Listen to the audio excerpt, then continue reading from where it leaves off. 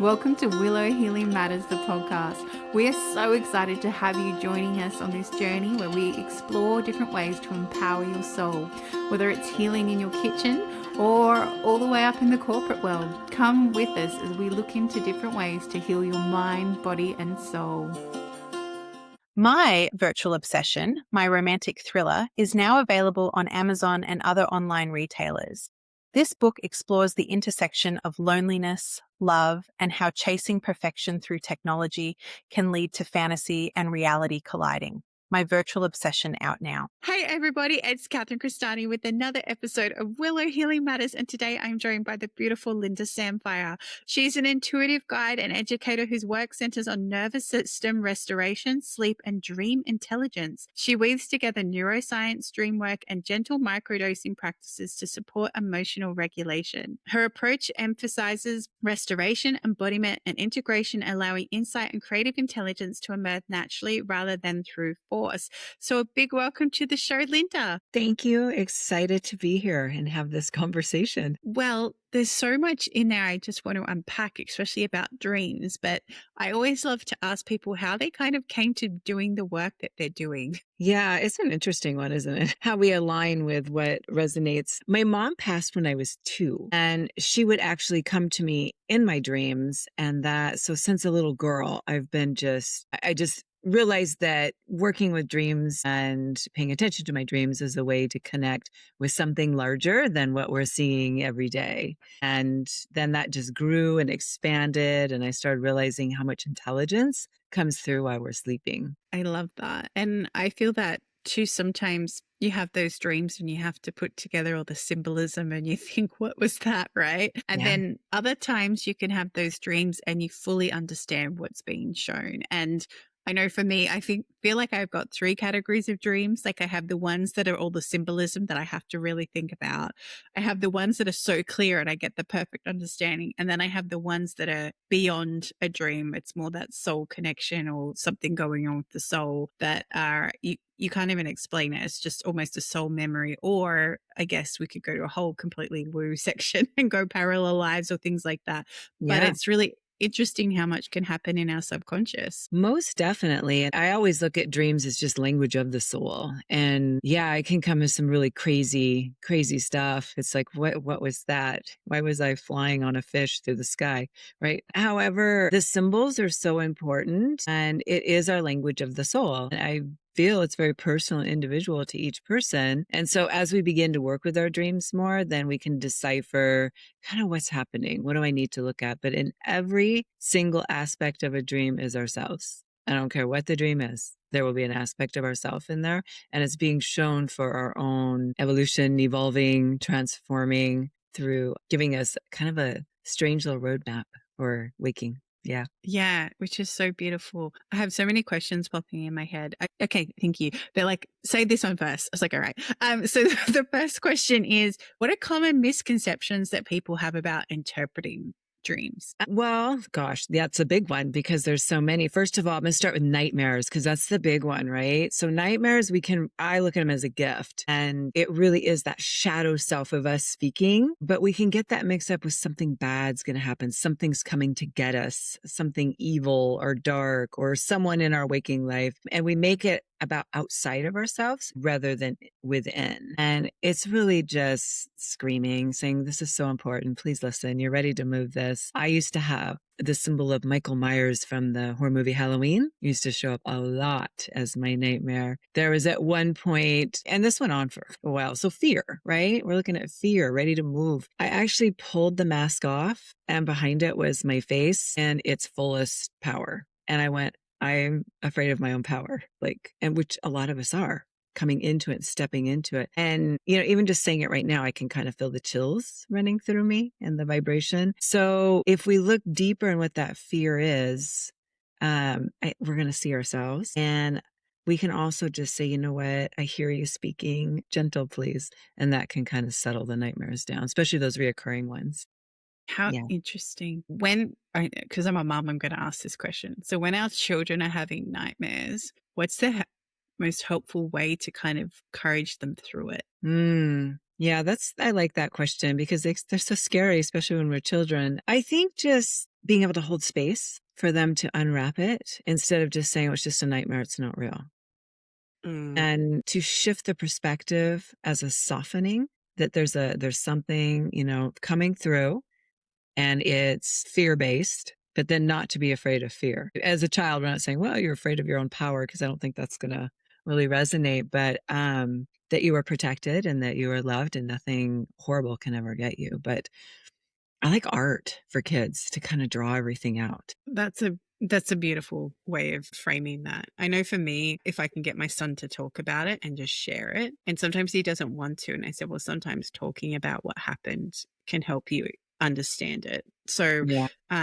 because one he had recently was both my husband and I dying. So he was really, really sad. Like he was just crying. And I said, we will die one day. I can't tell you when, but and then I just made a joke of it because I said, I understand why that's scary. I said, but I'll come back and haunt you, right? And he's like, yeah. And he's like, really? I said, yeah. I said, if you're really missing me, I'll just slam the door a few times. And he's like, fine. But it was enough to shift him out of that full on getting stuck in the emotion of it and realizing like, okay, this is a possibility, but it doesn't have to happen right now. How I'm seeing it happening as well. And that's beautiful to bring up death in dreams, right? Someone dying or us dying, and difficult to kind of explain to a child, but I'm sure there's a way to present it when really it's just us. And it's an aspect of us that's ready to kind of move out, right? So let's say I have a dream of a friend of mine that dies. I want to look at that aspect of the friend and then see the aspect in me. And is that what's ready to move out? Death to part of the self integrating. Yeah. I used to dream about my ex-husband dying, but I realized it was because that would be easier than having the courage to leave the marriage. I knew that was my head trying to say, we need to go. And yes, this would be the easy way instead. And then I used to have the other part of that was I was running. Like I was full on, and I hate running, Lynda. And I was full on bolting along this grass hill near our house. And I was like, I'm running away from this relationship rather than actually facing it and having the courage to say, Perfect. I need to leave, right? Yeah. And you said it right there rather than facing it. And so when these really scary dreams, death, running away from something, what is it we're being asked to face in our waking life? And it's going to be much more simpler than that dream. It's actually going to play out a lot more smoother and stream through rather than the movie that we're seeing while we're sleeping. I feel to segue here into lucid dreaming. So I'm just going to say, do you know much about that? I feel you would if you... I do. Yeah. It's, there's so many different types of dreams. So there's lucid, there's out of body, there's, an astral travel, and then there's contact. And lucid dreaming, you're dreaming. So you're waking up and you're dreaming. Different than out of body, where you're actually, someone might say, oh, I went to, I really swear I was in Italy. I've never been there before, but it looks exactly like what I saw in my dream. So then there's the travel. And then the contact dream is when we experience something where we know we're still in our bed, but we're actually contacted by another being, something in that. Yeah.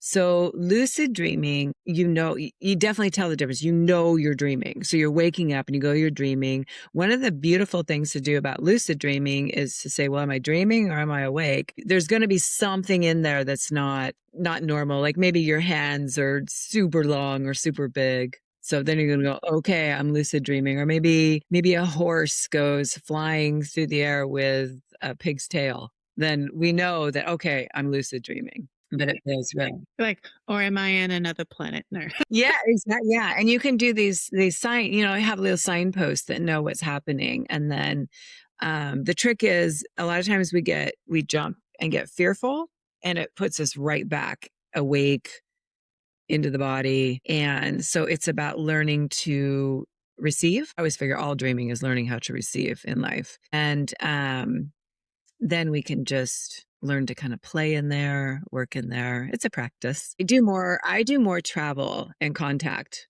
than I do lucid dreaming. Intriguing. I've only had a few lucid dreams, and I remember one. Yeah, okay, thank you. I remember I had this one dream, and for some reason I was building a cake with a group of people, right? Like constructing this massive, massive cake. And then I looked at it and I went, I can do that better. and I went off on my own with the same pieces, if you will, and I built a much better, bigger cake. And I went, what's this dream about? Like, it was this weird kind of lucid moment. And I turned around and my spirit team was there. And I said to them, are you trying to show me that it's okay for me to choose a different path because I can do it differently and it's still okay? And they said, yes, well done. And then I woke up and I was like, oh, thank you for that lesson, but it's not always that clear. Yeah. And that is so beautiful because you could just see that playing out where here you are. It's all messy when you're working with other people, but there's this part of you that's such a leader and so independent that you can create something beautiful without needing to follow. So definitely beautiful. Yeah. But I have had all the different types of dreams that you're talking about. But I think the biggest thing that frustrates me is that this ego in us, when we wake up from those dreams, it goes, I'll remember.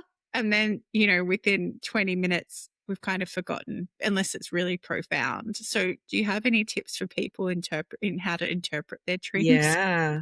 Yeah. As soon as the left brain comes on, it's almost like you try to chase the dream and it's getting farther and farther and farther away. It's really about lingering. There's a space we come into on the backside of sleep, and it's a liminal space. And if we can linger in that and let it play out, and it might disappear, and that's okay. Also, rolling over in the same position you woke up in. So a lot of times we roll over when we first wake up, roll back over in that, keeping your eyes closed. Stay away from looking at the clock or anything. And it can just be a minute lingering. Be the morning lingerer for a little bit. A lot of times you might fall back into the dream, or that's a good platform for lucid dreaming and out of body to go into it. So left brain comes on, we start forgetting. This goes for the middle of the night too. We really can say, oh, that's important. I'll remember that.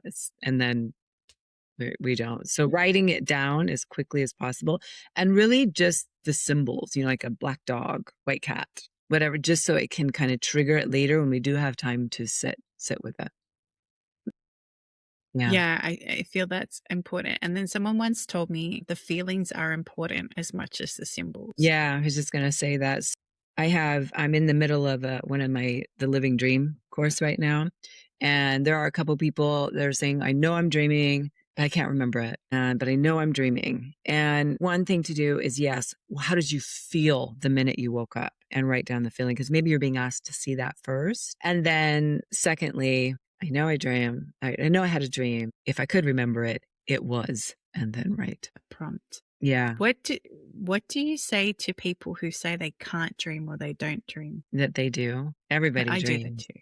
That's what I say too. Everybody dreams. Everybody dreams. Yeah. It's not that you're not. It's about remembering, and it's learning to listen to yourself. That's the whole key. And we're receiving messages from something larger than we are just in these human bodies. And it's a practice. That's a muscle, right? Yeah. Yeah. Yeah. And I feel it's really important that you bring up that aspect, because it is a muscle. And the more we tune in sometimes, but I will go to spirit before I go to sleep. I really need a deep sleep tonight. Please just let me sleep. And I do. I get that, because sometimes a lot happens in my subconscious whilst I'm sleeping, and you wake up feeling tired because you have gone through, I don't know, a massive upgrade or a massive healing journey. When you're meant to be sleeping. So I feel to point that out too, because you can ask for a break if it has been a lot, because sometimes it does fry our nervous system as well. Most definitely. Yeah, I asked for that. I've just gone through a lot. I'm in the middle of a move. My stepfather just passed, and I'm just exhausted. And I'm like, I just need to sleep tonight. I need deep sleep. Also to be held, just to be held. And every time I do that, I have beautiful sleep. My dreams, I'm dreaming, but I'm not remembering them, and that's fine. And I feel really refreshed in the morning. But we can also ask to be healed as we sleep. Yeah. I do that often. I do too. Yeah.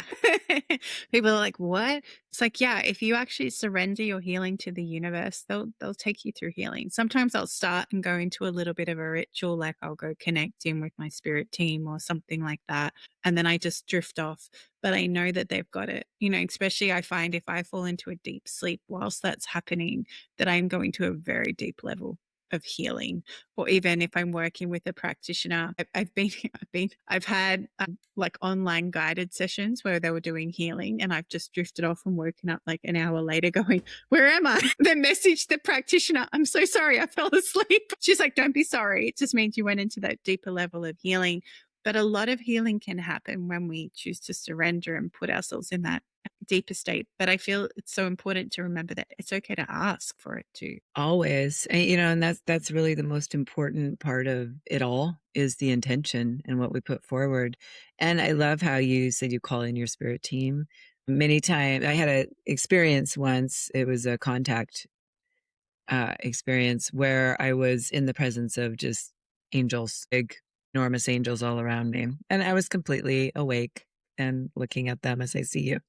I call them every time. I just say, okay, I just need to be held by the angels. And it's this part where you can just kind of feel your body just let go and be held. Yeah. Receive, receive, receive, receive. Yes, 100%. Yeah. And my next question about is, if your nervous system, they asked me to bridge, if your nervous system is really dysregulated, does it make it harder to dream or to understand your dreams? Well, I think if our nervous system is dysregulated, we're not really hitting a lot of REM sleep. We're not hitting that deep sleep, and it's intermittent sleep. Yes, because I don't think that's our focus either. I think if our nervous system is in hyper state, we are constantly in that fight or flight. And so we may not even be paying attention to what's coming through, right? We may not have that capability at that point because it's not our focus. Yeah, most definitely. It's funny, I look at the central nervous system as being really, really important as the kind of the airport control tower of our system, and almost an antenna to spirit. And when that is off, that antenna seems a little doused. And so we're not receiving. Yeah. Yeah. Well, because I guess from a spiritual point of view, our central nervous system is connected to our crown chakra, which is our antenna, right? To God, divine, universe, all that is, whatever resonates for, if you're listening, just put the word in there for you, and I guess this is where sometimes we have to pay attention to our body and what it's trying to say to us. And often, I know for me, if I'm in a state of heightened nervous system, or when I was really stressed and burnt out in my previous life, no, this life, but the previous walks, that it was, my dreams were really frantic, and they almost were like a mirror of what was happening in my walking life, because it was that energy just didn't have a chance to kind of let go. It just kept pushing through and kept pushing harder and harder and harder. Yeah, it's uncomfortable. So if something's uncomfortable, what do we tend to do? Run from it and not pay attention. That was me and Michael Myers. And I do, in that sense, I look at sleep hygiene and sleep as being our number one medicine, and really focusing on the sleep hygiene first and then moving into the dreams. It's kind of be a natural unfolding coming forward.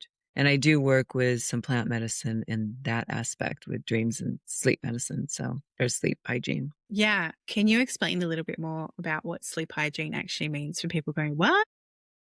Sleep hygiene. I'll just kind of go through. I'm a super light sleeper, so it's really important that I set my evening up for success. And I always take a shower. I take on so many energies. I take a shower at night, every single night. If I don't, my nervous system, my body's just like this. And so it's just rinsing off the day. A lot of people will just say like a type of prayer, or create a ritual and a mantra, and learning how to just relax the body and be safe. A lot of times our nervous systems are so heightened because it doesn't feel safe to just let go.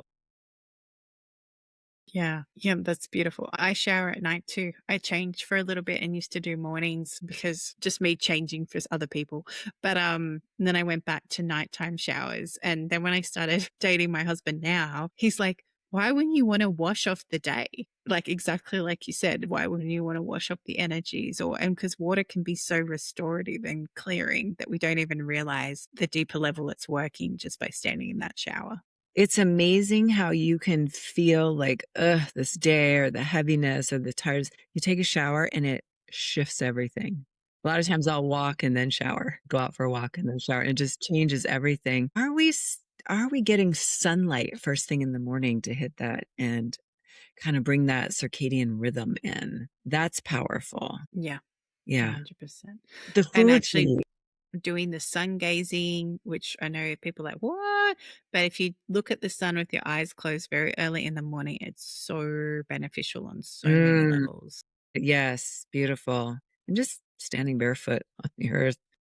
Yes, Yeah. 100%. And then I feel to ask too, Lynda, how does microdosing come into play when you're working with your clients? Yeah, so I work with mainly two different medicines, mushrooms, amanita and psilocybin. So Amanita muscaria is a beautiful mushroom. It's the red and white iconic mushroom and works with our central nervous system directly. So is agonist to GABA. And so what happens is if our nervous system is revved up, where our glutamate pedal is down, the on switch to the brain, GABA is our off switch, but if it's overexhausted, it's not working. Amanita is agonist to GABA. So brain grabs onto it, soothing our nervous system. And I normally start people out on that one 30 days straight just to get their nervous system moving in, and then moving into psilocybin, where we're working more with the serotonin receptors. And we're looking at working with emotions, moving things that aren't serving us, and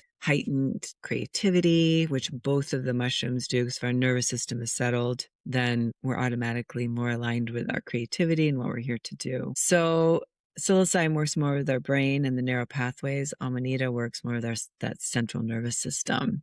So promoting sleep, amplifying dreams, restoring the body. I look at her as the restoration, and then, which is so needed right now in our world of chaos. And then psilocybin, the body's restored enough for psilocybin to come in and do its work. So I look at amanita as aerating and the soil, and psilocybin is tilling. Yeah, beautiful. And I love that you explain that so beautifully too, because if your nervous system's gone, it's really hard to do emotional work because you're just in fight or flight already, right? Or freeze. Like nothing's Yeah. going to shift because you're already in a heightened state. Yeah. And you can see it a lot when people do all their work, right? They're doing yoga, they're walking, they're meditating, they're going to retreats, but it's not lasting. And I think it's that nervous system still gripping. And the nervous system has to feel safe enough to just be able to let go.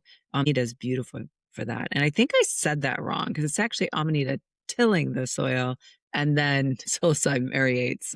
Because if we get super uncomfortable, microdosing can create uncomfortability because we're moving resistance. And with the nervous system soothed down, then it allows for the being safe in the body and the remembering to start happening. I just got this image of, we've got two types of yoga. We've got yin yoga and yang yoga. So for anyone not sure what the difference is, yin yoga is very slow. It's like very much opening up all your emotional pathways. We've got yang yoga, which is like run, run, run, run, run. So when I first did yin yoga, I had all these emotions come out. And even now, sometimes I'll do like a hip opening and it just releases all these emotions into Isn't that my crazy? system. I know, just by laying there with a block under you, right? And it's just... Yeah, I know. I swear by yin yoga. I put that alongside my microdosing practices and I suggest it to people. And yeah, it's so powerful, but you can feel at times that you just want to jump out of your body because you can feel the resistance starting to move. Microdosing kind of amplifies that a little bit. Yeah. And then kind of just, and I feel like it was just a nice parallel because it is the same kind of thing. It's like you have to have a pathway to open up yourself because sometimes we close ourselves and shut ourselves down so much. And especially when we're in that reactive state, that it's really hard to do the work you need to do. And you need to find a kind of a doorway to open it so that you, in a gentle way, not just throw it open because that is just going to send you into super fight. It's like, whoa, this is too much. Like, I can't handle this right now. And much like, your dreams can build up in intensity if you keep ignoring the meaning and the symbols underneath it. I feel it's the same, like as a reflection of like, we've got to build up our tolerance to being able to do the healing and do the work because, when you all rip at once is going to throw you sideways, right? We don't want it. And I think that's part of our evolving. Aren't we supposed to receive? And, that's just part of it. You receive what you're ready for.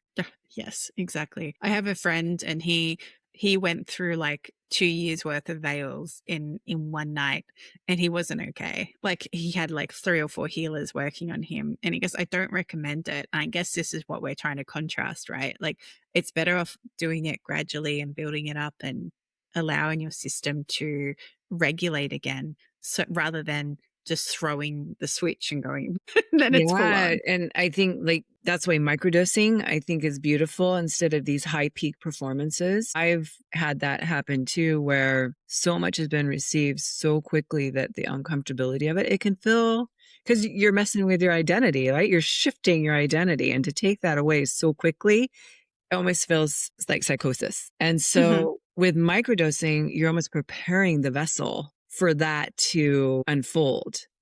And so less is more is what I always say. And even in the dream world, we just did in my living dream, we do PLRs and we did some soul timeline work. And even just doing that was so powerful. It took a moment for people to ground out of that. And so I can imagine what you're saying with your friend, just all that coming on.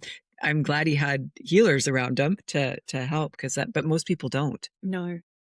Yeah. And I guess this is where it's good to have a support team in place, however that looks, and, creating that beautiful space that, you can go to when you're going through something, because sometimes you are ready for it, but you just need a hand to hold you as you go through the thick of it. The container. Yeah. A place to just feel like you can be safe. That's what it was for me. I needed to know I was safe, and all this weirdness that was happening was normal and okay, whatever normal is, and that I was safe moving through it. That was key, because if you're not, you're going to clench up and go into resistance. Yeah. And then nothing shifts. And then you're just kind of like feeling really uncomfortable. Yeah. So the container and having space hold by someone who is experienced and has been through it themselves. Yeah. Yes, I feel that's really important, having someone that's been through it, because, there's a lot of, I've talked about this before. It's like, you can't be a life coach just because you did a degree. It doesn't mean that you can, especially if you're 20 and you've had no traumatic life experiences. And I'm not saying everyone has to go through trauma, but I know at 20, I didn't go through much. It was apart from rebelling against my parents, maybe, but apart from that, like, you have to live life and you have your story, but just because you do a certificate doesn't mean that that's it. So trust people who have been lived experience and what they've been through as well. Yeah, there's no textbook for it. Now, 20, I have a lot of experiences that were pretty uncomfortable. However, at age 20, I was still in the thick of it. Like there was no way. Yeah, I would not at age 20 have probably been your best guide. I was still figuring myself out. And I'm not discounting those 20-year-olds who are incredibly old souls and been through so much by the time they get there. I'm not saying that. I'm just saying, just because you do a certificate doesn't mean you're a master in whatever it is you've done. No, agreed. I know a lot of evolved 20-year-olds. Yeah. And as we start to finish our time together, Lynda, I asked the guests that come on the show, if you could heal or change something in the world, what would it be? For us to really realize, we do not realize how powerful we are in here, and we keep outsourcing. So to really begin to listen to ourselves, remember who we are at the heart, at the core, and remain curious about that. There's no right or wrong way. And to realize that we have everything we need right here, and we keep going out here. It needs to come in here. So 100%. Yeah. And if people want to come and work with you, Lynda, or find out more about your Living Dream course, where can they go? To my website. And I also just developed a really cool tool. I've been working on it for the last year, and it's a dream decoder. So you can go in for free right now and put your dream in, and it'll give you how I would work with your dream.